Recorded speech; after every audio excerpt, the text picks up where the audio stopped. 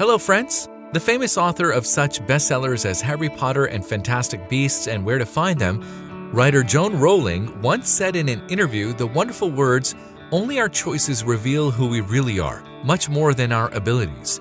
And she certainly knows that. After all, before she became a famous and mega-rich writer, she was at the very bottom.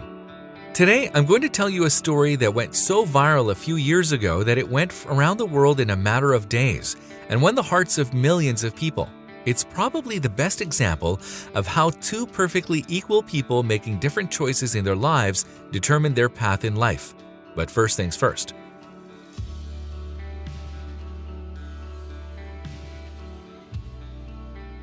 In 2015, a very unusual meeting took place in a Miami, Florida courtroom. Judge Mendy Glazer was presiding over the case of a man arrested for theft just days earlier. A man named Arthur Booth had been apprehended by police officers as he was driving his car and attempting to evade law enforcement. His car had been reported missing after a robbery. During the chase, Booth tried to evade several times before he had an accident and crashed his car, after which he tried to run from the guards on foot but was soon caught. This courtroom trial was no different than any other. Judge Mendy Glazer was in her sitting position after reviewing the case file. Opposite her stood the criminal Arthur Booth, who was far from the first time he had met in a courtroom, having served his time in prison several times before, unwavering and with a cold stare. Arthur looked confidently into the eyes of the judge and showed with all his appearance that he was not afraid at all and was no longer afraid of anything. Perhaps the verdict would have ended and everyone would have gone their separate ways. The judge would have gone home after work and Arthur would have gone back to prison. But what happened next made the defendant weep like a baby. Unexpectedly, the judge asked the defendant an irrelevant question. Yes, ma'am. Did you go to Nautilus for middle school? After these words, the defendant changed his face and began to look intently into the facial features of the judge. The prosecutors and the defendants began to look at each other, not understanding what was going on. Arthur looked at the woman for a few more seconds and then uttered these words, "Oh my God, this can't be. My God, I'm so embarrassed." After which the defendant, who had stood there a few moments before with a confident look, bowed his head before the judge and expressed his confusion about the circumstances of their meeting, began to cry, rubbing his hands over his eyes, repeating the same phrase, "My God." As it turned out, at that moment Arthur recognized in the judge his old acquaintance, after which he lost his temper and burst into tears. As it turned out, more than 30 years ago, he had a completely different life. Like many teenagers, Arthur had dreams of a successful career. His outstanding abilities in math and science made him one of the best students in school, and not just any school, but the Nautilus School, which in the late 70s was not only prestigious, but considered one of the best in Miami. Arthur was selected to attend Nautilus High School after achieving outstanding grades at William Brent Elementary School. His parents were happy about the boy's ability. As the eldest of 3 children in the family, he simply burned with learning and even dreamed of becoming a neurosurgeon. Arthur strived to study, learned Spanish on his own, and achieved outstanding grades. Coming from a simple, poor family, he traveled to school by bus for almost an hour and later became an honorary student. It seemed that this gifted boy was destined for college and a successful career, and it pained Judge Glazer doubly to see Arthur before her.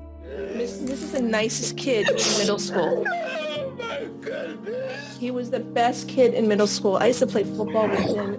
Mendy later said in the courtroom, "The last time I saw Arthur, I was just a little girl with a baby face. I too had ambitions and wanted to be a veterinarian, but all that was nothing compared to Arthur.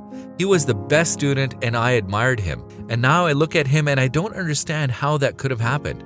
"Look what happened to you, Arthur." The judge turned to the defendant. Arthur could not contain his emotions the whole time. The desperate criminal sobbed and covered his face with his hands.